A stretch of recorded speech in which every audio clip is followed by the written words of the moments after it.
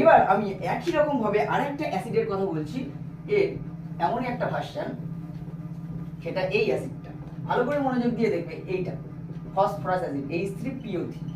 এবার এটা দেখে অনেকে ভাববে, যেটা কমন যে ভুলটা করে, এর ক্ষারগ্রাহিতা সবাই ভাববে তিনটে হাইড্রোজেন দেখে, কিন্তু এর কিন্তু ক্ষারগ্রাহিতা 3 নয়। এর গঠন যদি আমরা আঁকি, আমি যে ট্রিক্সে ওইটা বললাম, এই সেম ট্রিক্সে গঠনটা আসবে। প্রথমে এটা দিয়ে দেবে, এইবার দেখবে আর কটা অক্সিজেন আছে, এই গেটআপটা থাকবে, তাহলে আর দুটো অক্সিজেন আছে, তাহলে দুটো অক্সিজেন বসিয়ে দেবে, তার মানে একটা হাতে কিন্তু হাইড্রোজেন আছে আর বাকিগুলোর অক্সিজেনের সাথে হাইড্রোজেন।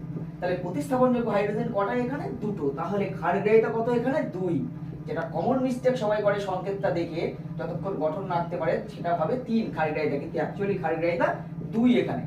এবার এর m ক্যালকুলেট করো, MH3PO3 3 + 31 + 3 = 48 অক্সিজেন